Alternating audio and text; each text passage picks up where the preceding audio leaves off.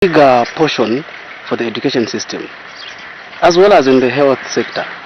The health sector, when we look at the way our patients are being attended out there, at times we even wonder what happens in terms of medicines and stuff, because most of the times you take a patient to a health center or rather a hospital, you come to discover that three-quarters of the medicine that side is not there. It will be given to, they will write a prescription for you and say, no, go and secure the medicine. Meanwhile, you have come to seek help from a government hospital, which, under our perspective as citizens of the country, we are hoping to see that when we get into a hospital, three-quarters of the medicine, the treatment that is required, must be provided by the government itself. First and foremost, we are looking at education and health. So my expectation from the national budget presentation, I look to it that we expect more assistive devices to do with education, especially in disability sector, particularly persons with albinism, due to their eyes. Number two, we are looking at health issues pertaining to persons with albinism, especially to their skin. So we really think that if this is added in the national budget, we think we are going to move in a light way with the protection of the government, as well as also we talk about transportation. So the national budget, if it is also speaking on the transportation, then that one is going to help, because for everyone to move they need transport. So looking into these aspects is going to also help the public to enhance their capabilities. I want to see a good education to the people with albinism. So tifuna kutiba chite support in terms of education. So because we have challenges in sight. So nga batu wafuilisha kutuwatotera sana. So batu wafueko pa education. Our expectation as in Eastern Province, as organizations of persons with disabilities and persons with disabilities in Eastern Province, our expectation as follows. Firstly, we are expecting increasing funding to disability programs. What I mean is, like in Eastern Province, there are only 2 offices for disabilities, which is a quasi-institution, government institution, which issues disability cards to persons with disabilities. These are the same cards that enables persons with disabilities to access social protection programs such as social cash transfer. So now, because we have 2 offices only out of the 15 districts, it's very few persons with disabilities are accessing social cash transfer and other empowerment programs. So we expect that in the budget, our expectation that these offices in each district in Eastern Province will have an office, so that persons with disabilities can find it easier, to register and to have a disability card. The second issue, we are expecting the Minister of Finance to address disability-related costs when persons with disabilities are moving from one place to another here in Zambia in terms of issues of transportation. So we expect that government could respond by having policies around disability costs around transport. Then another issue that we're expecting that government should also advise or maybe encourage the private companies to employ persons with disabilities, and should do that by sensitizing them on issues of taxation. Okay, when it comes to youth empowerment, so mostly, according to what I've observed, you find that it's more like they focus mostly on us students, like some of us who are in camp, who are in school. So they should also consider those outside who have business ideas, There are people who are not in school, but they are business-minded. They've got skills and all that. So also those, they should be empowered. I feel if more funds are directed in building more classroom blocks for the students, it will help in maintaining the high quality of education, considering that free education has put in a huge number of students. The government should do something about our school and also about the classrooms, because we are facing a lot of challenges when it comes to like learning. Like in class, most you are like overpopulated in class. Like we have less. You have less space. Others have been opted to be standing outside, others learning through their windows and all that. So we just pray that our government can come into board and look at all these angles that we're actually facing at even on college at large. My expectations are that they invest more in quality education. For example, here at Evening One, we have unfinished buildings. We also have more students than rooms. The accommodation is not that good. And for us, like farmer students, we learn in labs. We don't have proper desks. We sit on those tables where we use when making practicals. So I think in education, they need to invest more so that they can finish these buildings, build more classes, and we need some desks and stuff like that.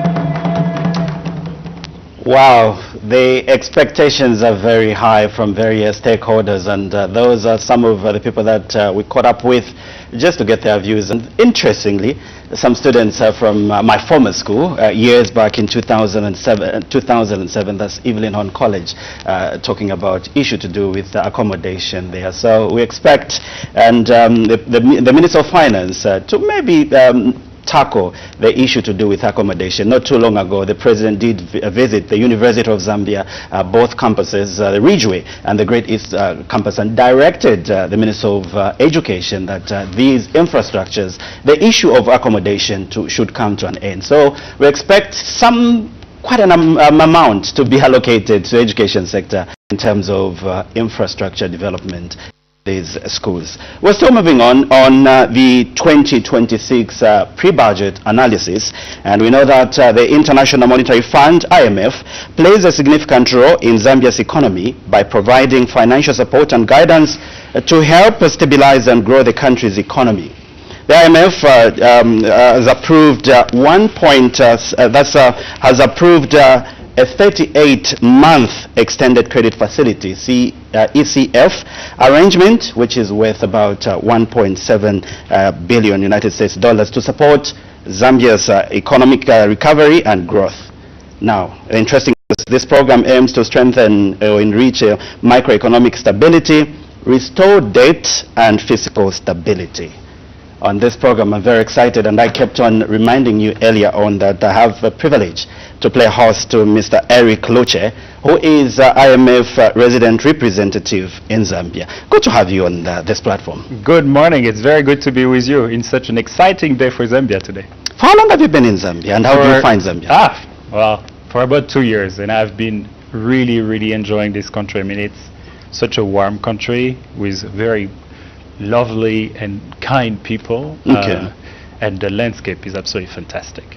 What has really topped the agenda the 2 years that you've been in Zambia in terms of your work schedule? Yes, I mean, so, first we're quite busy with helping the authorities, with the debt restructuring. So our role there was mostly to look at how any restructuring arrangement or proposal from creditors fit within the IMF program parameters, meaning that the haircuts and the reduction on the debt, on the commitments of those on those obligations, fit into how can Zambia repay those restructured debts while continue growing out of the debt.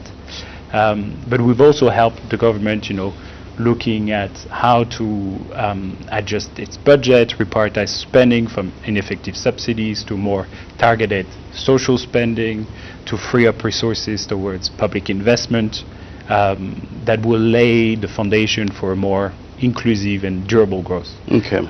And then many other sectors, including agricultural reforms, energy reforms, financial supervision reforms, monetary policy framework reforms. So the IMF program is quite broad in the way that we try to assist the authorities in trying to think about the challenges that Zambia has, and we try to give them the best possible advice given the circumstances. Okay. How would you describe the Zambia's fiscal policy? Well, since Zambia defaulted on its external debt in 2020, the government has been implementing a significant fiscal consolidation, right, to restore debt sustainability. The program, the IMF program, has supported the authorities in that aspect, right? While expanding social spending, right? So even though there needed to be a fiscal consolidation, social spending was preserved, and in fact it actually increased. And I'll detail in a bit if you want. But we've seen such effort in past budget, right? And we are, expecting that Zambia continue with that trend going forward, right, for 2026, while still preserving that social spending and generating the space for more public investment, right, that will lay those foundation for more inclusive and robust growth. So in our last report that we had in the 5th review, that was the review of the program that happened in June, we had a forecast on the primary balance of the government in 2026 of about 2.7%. So the primary balance, it's the difference between your revenue, your expenditure, and you don't include the interest expenses, right? So we have a better sense of how much of the revenue can cover expenses, right? It's at those at 2.7% on a cash basis is a surplus. That then translates into an overall deficit of 3.7% for 2026. So that was the forecast that we had under the 5th review. But this of course can change depending on the financing condition and so on, and also revenue mobilization effort, right? Because the government still needs to mobilize those revenue to finance the budget. And in the envelope that is coming, for next year, we will see. Well, we'd like to see more spending on social spending, but also, when possible, some increase in capital investment, so that we can focus on, enabling this kind of growth from the private sector to investment in roads, in energy, and so on. Okay. All right. The 2 years you've been in Zambia, how would you rate the economic performance of this country compared to other countries in the region, the southern region? Well, I mean, it's a bit hard to compare with other countries, but what I can tell you is that under the program, the performance of the economy and authorities' commitment to restore fiscal sustainability and debt sustainability has been commendable, right? That has been highlighted by the successive conclusion of the review by the IMF board. The executive board of the IMF has concluded the 5th review in June. And so when the IMF board concluded a review based on the IMF staff assessment, which I'm part of, it means that the government is essentially fulfilling most of its commitments towards the IMF program. Okay. So I think on that aspect, I will say that the performance has been good under the IMF program, and we're starting to see some of the impact of those reforms, including through economic growth, through inflation decreasing slowly, to the kwacha stabilizing, and the net international reserve starting as a buffer, external buffer, starting to be rebuilt. Okay, how do you assess the budget allocation of resources to critical sectors such as health, education and infrastructure, and what potential do you really think would impact these sectors? Well, the increase in social spending was one of the main objectives of the government, and it was also one of the main objectives under this IMF program. So we work very closely with the government to help protect spending on health, education, and protection under those very tight conditions that we have.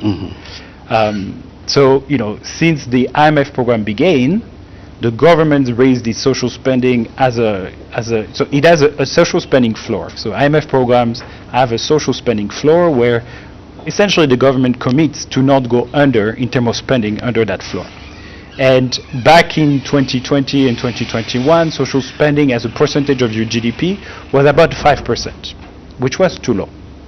And under the program, this has risen now to about 6 to 7% this year of GDP. So there's quite an increase, right? The budgeted amount for 2025 is 60 billion kwacha under the social spending kind of component. It included health, it included education, and it included the social cash transfer and other cash for work and so on initiative.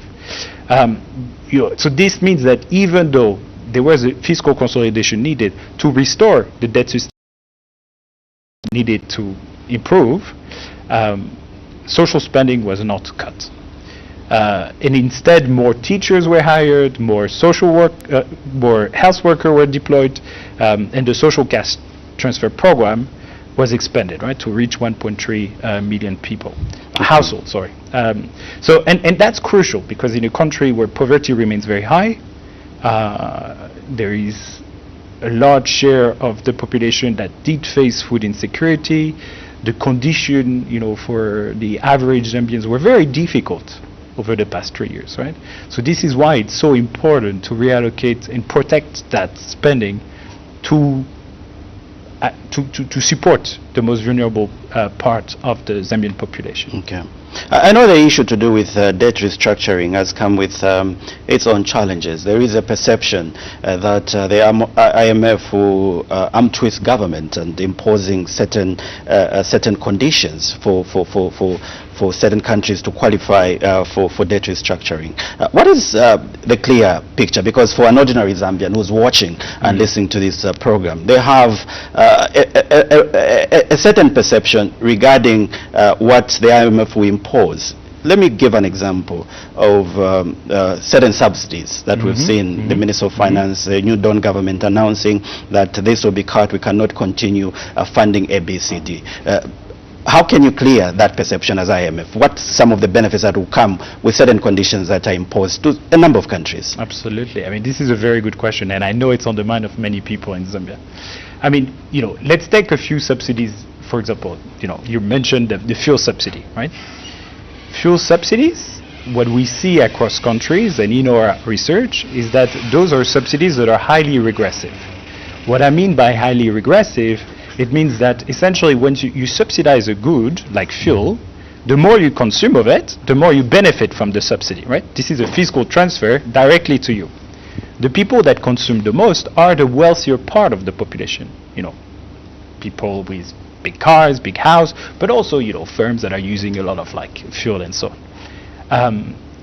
So the question is, in a limited, when your fiscal resources are very limited, what is the best, way to allocate those limited resources to benefit the Zambian population? And I was mentioning the increase in social spending that was made possible under this program. This was only made possible because we were freeing resources from these regressive subsidies to then reallocate it to, social spending, health, and education. So that's a decision on how you reallocate those resources so that those limited resources can benefit the people who need it the most, the best, right? Okay. At the same time, we have to acknowledge the fact that, people in urban population or with lower income have a limited amount of disposable income to absorb the shock with increase in fuel prices and so on. And this is also why you want to do that targeted social support so that much as possible, and this is why the increase in social spending was such a focus under the IMF program. Okay, you are coming from a very critical institution, the International Monetary Fund. Now, in your view, what are the most significant challenges the country is facing? We're talking about Zambia's economy, and how can this affect the budget, the 2026 budget? It's an interesting question. I mean, I will say, Zambia's biggest challenge is diversification. I mean, the economy is still highly exposed to climate and commodity shocks. It's still heavily dependent on copper production and other mineral production. And so here, the budget and fiscal policy in general can play a role in fostering diversification in a way that, first, the composition of the spending matter, right? So Zambia has a large infrastructure gap in energy, in transport, but irrigation in the agricultural sector and so on. That productivity low, right? And so, as I mentioned earlier, reallocating spending from ineffective subsidies toward more targeted intervention like this help, expand job opportunities, but also lower logistic costs, lower, the cost of the country, and also allows the agriculture to move up the value chain, right? That will be possible if the right agricultural policies are put in place as well, right? It's not only about fiscal policy. But so the first aspect of how the budget influences this is through the spending. The second aspect is through revenue, right? Because the way you tax the economy matters, right? Okay. And here, the idea is to essentially mobilize revenue in a fair and more equitable way. Today, you have a very narrow group of taxpayers that are, responsible for most of your revenue collection, right? So the is very narrow. So here, the focus should be on broadening the tax base by reducing tax exemptions that exist in Zambia. There was a study published in December last year as part of the program on trying to start costing those tax exemptions. This amounted to 1.5% of GDP, but it was a preliminary analysis, right? The idea is to continue to expand that analysis to really understand how much does it cost in terms because of tax exemptions, right? So that's one aspect. But also, you want to continue harmonizing the corporate income tax rates across sectors, right? Because you have a very diverse kind of range of corporate income tax in the country. And of course, you want to strengthen compliance, right? So that's on the tax administration part, the cost administration part, so that there is less leakages in the revenue collection. Okay. But then, there's another aspect which, is less linked with fiscal policy, but partly it's where you want to address the constraints at the firm level, right? Because access to finance, unreliable electricity, informality are, at the top of the concerns of the small businesses here in Zambia, right? And so here, you want to make sure that the right condition for the small and medium enterprise are being created, right? Because this is where inclusive growth will be coming from. This is where the jobs are being created in Zambia. So, the government role here is to create the right condition. That means cut the red tape, streamline all the licensing requirements that are expensive, that are cumbersome, to simplify it, right? So you only apply what's needed at the most. You also want to make sure that you simplify your tax administration and the tax commitments that the small businesses have to go through.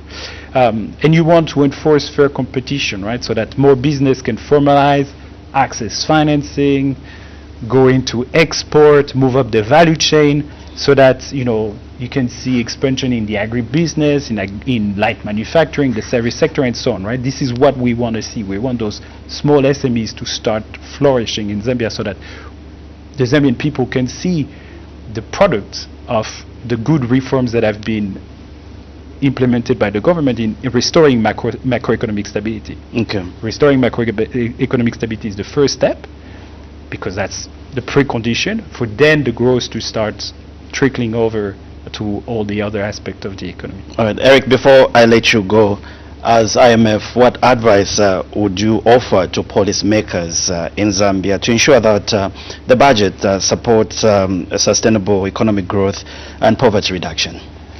Well, our advice will be to stay the course on the good fiscal consolidation while protecting the social spending and ensuring that the spending envelope support private activity, right? So that's one side, and that's, as I mentioned, broadening the tax base, making every kwacha is used more effectively towards investments that will build the resilience and ensure that the economy has more inclusive growth. And that's also needed to ensure that Zambia stay sustainable on its debt, right? So the IMF has assessed since the fourth review in December last year, because we're assuming a post-restructuring debt scenario, which is not yet fully done, but we're moving towards this. And that for Zambia to stay sustainable on its debt, it needs to continue this fiscal consolidation path, and also, increase revenue, because with higher growth and more revenue mobilization, this will give Zambia, the room to go towards a medium risk of debt distress. Right now, it's still at very high risk of debt distress because the buffers are very, very, the buffer to borrow more is very, very low. So we need to ensure that the growth starts increasing, that revenue mobilization is stronger, and so that the Zambian people can benefit from this budget that will bring down poverty level gradually. It will create more jobs, and it will help Zambia, build the buffers that it needs to sustain the various external shocks that it seems to be having on a regular basis. Another 2 years you've been in Zambia. The biggest elephant that has been in this country is the issue to do with the energy crisis that the country has faced with. Quite a number of businesses have gone under because of lack of energy. But what could be the lasting solution to the energy crisis? Not only Zambia is facing, many African countries. As I let you go. Yeah, of course. I mean, this is a very important question, and I think the government has implemented quite a few crucial policies in that aspect. They have open access of the energy sector. So that open access policy basically means that independent power producers can now invest in Zambia in solar plants, in other power plant facilities, sell that power directly to businesses, to the mines and so on, and bypassing, essentially ZESCO, right? So they use the grid, and so that helps to improve the attractiveness of the power sector for investors, right? And you see those interests coming through with all the announcements on the energy sector. So the advice here is let the private sector invest in power facilities to ensure that the energy shortages are being addressed. At the same time, it will need to be coupled with reforms with ZESCO, ensuring that electricity tariffs are at cost recovery. Cost reflective, because that's what's explained a lot of the underinvestment in your grid and other aspects of your energy sector. And then there's other really important reforms that are going about connecting the grid with support from the World Bank with Tanzania, so that will connect you to the East African power pool. So, in continuing with this energy trading kind of frameworks that seem to be working. So, there's a lot of very positive things that are happening in the electricity sector, and it's a very exciting time for Zambia. So. Your words to the Zambian that are watching regarding what we expect in a few hours' time. The minister will be here at Parliament to unveil the 2026.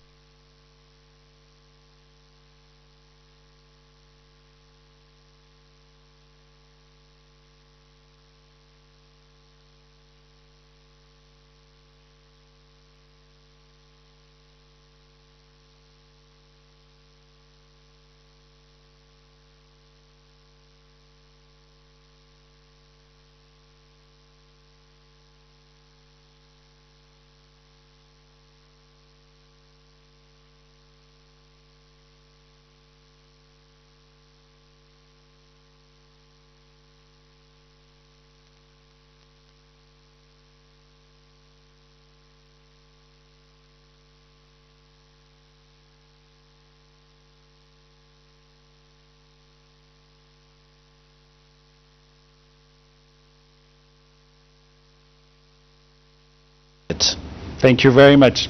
All right, that's the IMF resident representative in Zambia, and this is Mr. Eric Loche, just having a word also on what the IMF is expecting from the 2026 national budget that is yet to be unveiled by the Minister of Finance later in the day. And just shared a few things on how the strides that the country is making to better the lives of the millions of Zambians that are out there. Thank you so much, and wishing you all the best. And for now, we'll take a short break, and we'll continue looking at various sectors of the economy regarding the 2026 national budget, which is yet to be unveiled. So my next guest on this platform, I'll be chatting with Dr. Austin Mwange, who is the founder of Altura Center for Institutional Economics, and is a lecturer from the University of Zambia. And also expect Dr. Kampamba Chibesa,